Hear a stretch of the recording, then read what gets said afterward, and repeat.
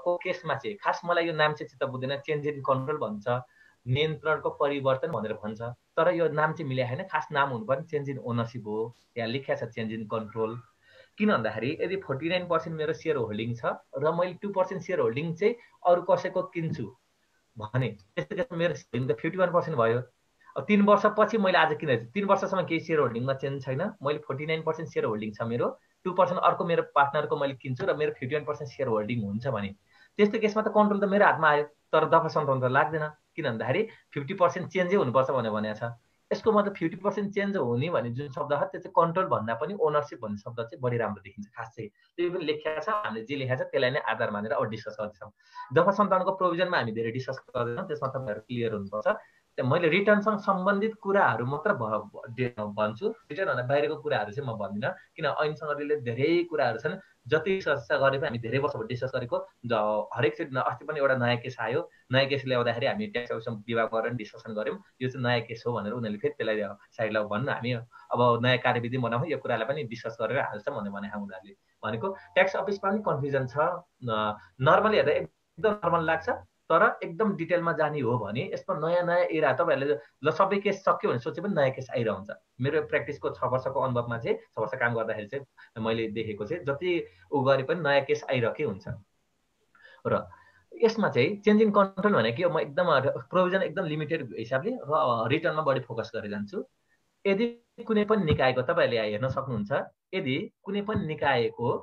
50% अथवा त्योभन्दा बढी सेयर होल्डिङ चेन्ज भएको छ, 50% पनि पर्छ हेर्नु है, 50% अथवा भनेको 50% पनि पऱ्यो, 50% अथवा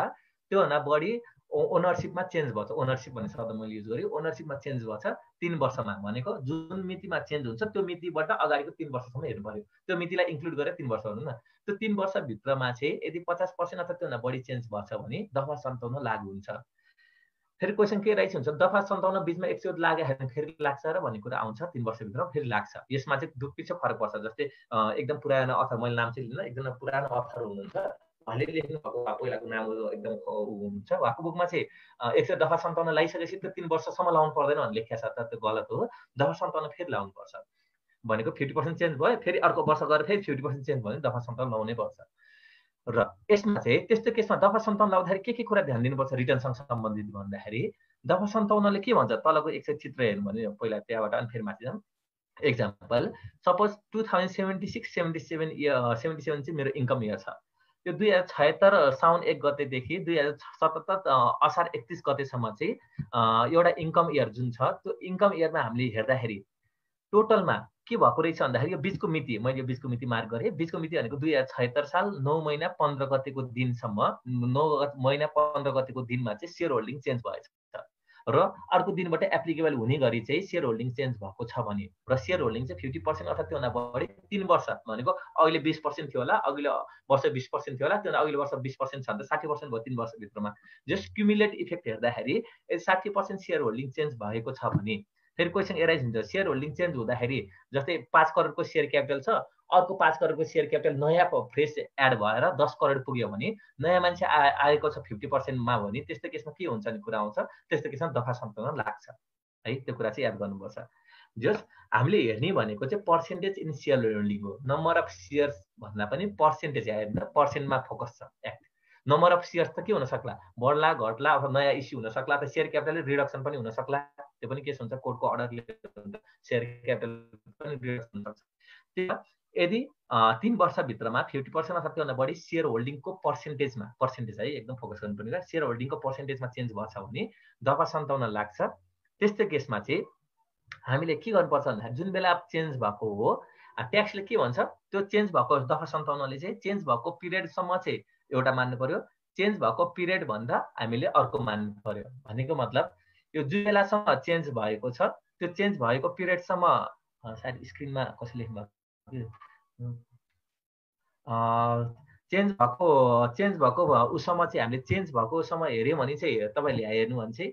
2076 साल 9-15सम्म चाहिँ हाम्रो सेयर होल्डिङ चेन्ज भयो, यहाँसम्म चाहिँ एउटा छ। योभन्दा अगाडि चाहिँ पछाडि चाहिँ 50% चेन्ज छ भने दुईटालाई अलग अलग इन्कम इयर मान्नु भनेर भन्छ। यसको मतलब यसको लागि छुट्टै रिटर्न फाइल गर्नु, यसको लागि छुट्टै रिटर्न फाइल गर्नु। यसको मतलब कम्पनीज एक्ट अनुसार चाहिँ तपाईहरुले कम्पनी एक्टले त्यो चिन्दैन कम्पनी एक्टले त नेपाल अकाउन्टिङ स्ट्यान्डर्ड अथवा एनएफएस अनुसार जे हुन्छ त्यही अनुसार फाइनान्शियल स्टेटमेन्ट बनाएर पठाउने हो कम्पनी एक्ट अनुसार चाहिँ तपाईहरुले पुरै पिरियडको लागि नै फाइनान्शियल स्टेटमेन्ट बनाएर पठाउनु पर्छ बीचमा स्प्लिट गरेर ट्याग कम्पनी रेस्टुरेन्टमा पठाउने नै हैन कतिजना त्यसमा कन्फ्युजन हुन्छ यो चाहिँ ट्याक्सको मात्र प्रावधान हो इन्कम ट्याक्सको प्रयोजनको लागि मात्र तपाईहरुले स्प्लिट गरेर ब्यालेन्स सिट बनाउनु पर्छ ब्यालेन्स सिट पनि खास पुरै बनाउनु पर्दैन तर सहज होस् भन्ने मान्छेले ब्यालेन्स सिट पनि बनाउँछन् खास हामीले बनाउनु पर्ने भनेको ट्याक्स रिकन्सिलिएसन स्टेटमेन्ट जुन बेला चेन्ज भछ 50% अथवा त्योभन्दा बढी त्यो बेलाको चाहिँ हामीले ट्याक्स रिकन्सिलिएसन स्टेटमेन्ट बनाउने त्यो बेला चाहिँ एसेट र लायबिलिटी सबै डिस्पोज भयो अब यो एन्टिटी सक्यो भने जस्तो एजम्पसन मानेर सबै एसेटको मार्केट भ्यालुसँग कम्पेयर गरेर हामीले स्टक होस् या ल्यान्ड होस् बिल्डिङ होस् त्यस्तो केसमा चाहिँ हामीले दफा 57 अनुसार यो बेलाको छुट्टै रिटर्न भर्ने पछाडिको छुट्टै रिटर्न भर्ने अब रिटर्न भर्दाखेरि कसरी भरिन्छ त भन्दाखेरि रिटर्न भर्दाखेरि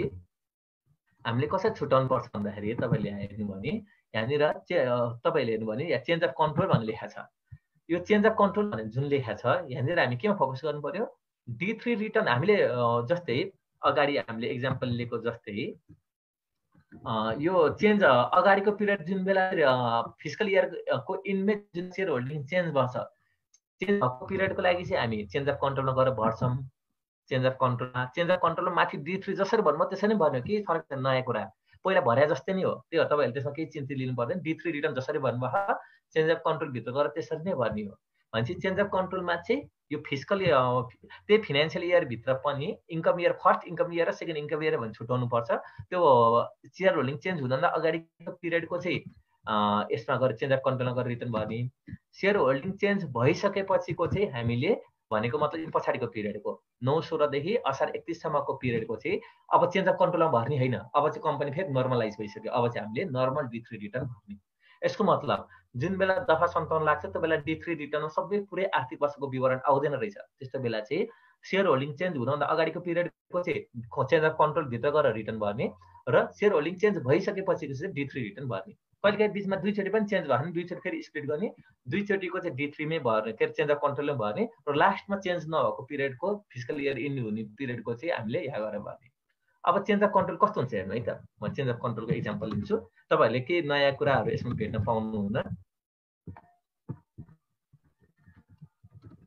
एउटा एक्जाम्पल सपोज 75-76 मा चेन्ज अफ कन्ट्रोल भएको रहेछ भनेर मानौं 75-76 मा यसमा ठ्याक्कै हेर्नु है चेन्ज अफ कन्ट्रोलमा सबै प्रोसेस त्यही हो प्रोसिड गर्छौं हामी प्रोसिड गरेर चाहिँ तपाईहरुले पहिला D3 मा लेख्नु त्यही हो त्यही भएर यसको लागि एकदम छुट्टै एक्सप्लेनेसन केही पनि चाहिदैन यसमा तपाईहरुले हेर्नु भने सबै फर्मेट त्यही छ करदाताको किसिम छान्ने पहिला सुरु इन्ट्री फर्म भयो शेयर होल्डर हो के सबै डिटेलहरु राखेपछि हामी सुरु मिति या चाहिँ सुरु मिति सुत्छ कुन बेला अघि हामीले भने जस्तै 2076 साल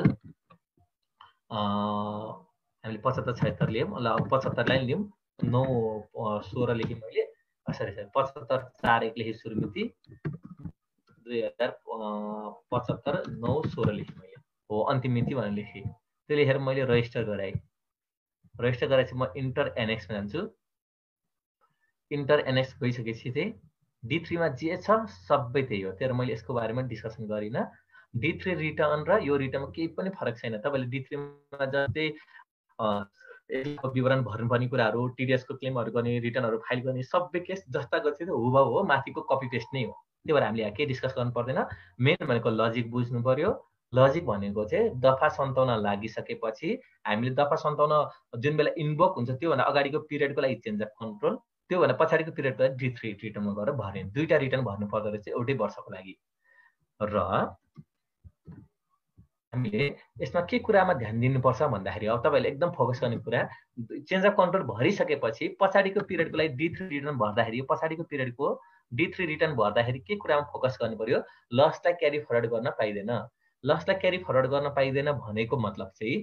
जुन लस यहाँ बचेको छ हामीले चेन्ज अफ कन्ट्रोल जुन लस बच्छ स्टिल पनि भनेको यो अगाडिको पिरियडमा जुन लस छ त्यो लस चाहिँ यता क्यारी फरवर्ड गर्न पाइदैन नर्मल लसलाई 7 वर्षसम्म क्यारी फरवर्ड गर्न पाइन्छ अथवा इन्डिफिनिट वाला क्लज पनि छ त्यो अनुसार क्यारी फरवर्ड गर्न पाइएला तर चेन्ज अफ कन्ट्रोल भइसकेपछि यताको लस चाहिँ तपाईहरुले यता तान्न पाउनु हुँदैन र यताको सबैको हिसाबको राफसाफ भइसकेको हुनाले यहाँनिर लेखिया छ के हेर्दा फरेन ट्याक्स क्रेडिट हामीले के इन्टिटीले के पाउँदैन त पहिला ओनरसिप चेन्ज हुनुभन्दा अगाडिको इन्ट्रेस्ट क्लेम गर्न पाउँदैन र ओनरसिप चेन्ज हुनुभन्दा अगाडिको लसलाई क्यारी फरवर्ड गर्न पाउँदैन। क्यारी ब्याकबाट लसेस पनि छ, तपाईँहरूले सेक्सन 24 मा हेर्नु देख्नुहुन्छ। इन्टरनेसनल कन्ट्र्याक्टहरूमा टेन्डरहरूको केसमा चाहिँ लसलाई क्यारी ब्याक गर्न पाउने, ट्याक्स रिफन्ड लिन पाउने, त्यो पनि यसमा पाइँदैन। र फरेन ट्याक्स क्रेडिट पनि हाम्रो अगाडिको फरेन ट्याक्स क्रेडिट चाहिँ अगाडिको इन्कमको अहिले क्लेम गर्न पाइँदैन। यसरी चाहिँ हाम्रो D3 हो। र तपाईँहरूले सँगसँगै के एड गर्नुपर्छ भन्दाखेरि एक्सेलमा तपाईँहरूले एउटा छुट्टै तपाईँहरूले जस्तो बुझाउने बेला चाहिँ एउटा ट्याक्स रिकन्सिलिएसन स्टेटमेन्ट याद गर्नु है। ट्याक्स रिकन्सिलिएसन स्टेटमेन्ट भनेर बनाउनु पर्छ। यो चाहिँ ट्याक्स अफिसले माग्ने चाहिँ यो जस्तो बिचको पिरियडको तपाईँहरूले नर्मली के गर्नुहुन्छ भन्दाखेरि यसको पनि फाइनेन्सियल स्टेटमेन्ट बनाइदिनुहुन्छ, यसको पनि बनाउनुहुन्छ, तर ट्याक्सले खोजेको त्यो होइन। ट्याक्सले खोजेको भनेको ट्याक्स रिकन्सिलिएसन स्टेटमेन्ट हो। यसमा तपाईँहरूले के गर्नुपर्छ भन्दाखेरि यसमा तपाईँहरूले चाहिँ पार्टिकुलर्स अनि एमाउन्ट रुपिस भनेर पार्टिकुलर तपाईँहरूले के गर्नुपर्छ भन्दाखेरि मार्केट एमाउन्ट रुपिस अनि यहाँनिर चाहिँ मार्केट भ्यालु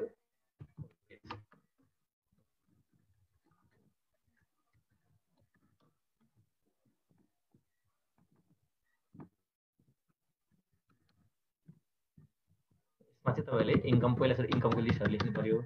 अनि त्यसपछि एक्सपेन्सका लिस्टहरू जुन तपाईँहरूले ट्याक्स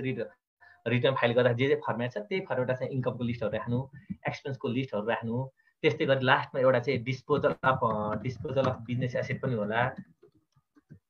बिजनेस एसेटहरूको गेन होला। गेन गर्दाखेरि मार्केट भ्यालु कति छ, मार्केट भ्यालु अनुसार राख्नु पर्यो।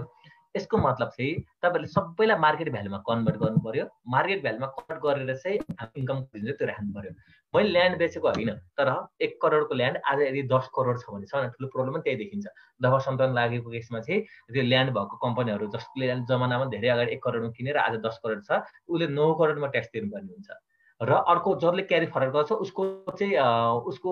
ओपनिङ डब्ल्युडी चाहिँ अब 9 करोड सुरु हो, 10 करोडबाट सुरु हुन्छ। यसको मतलब ट्याक्स रिकन्सिलिएसन स्टेटमेन्ट पनि बनाउनु पर्यो, जहाँ चाहिँ तपाईँले इन्कम र एक्सपेन्स अनि यो disposal gain on disposal of बिज एसेट अनि गेन अन डिस्पोजल अफ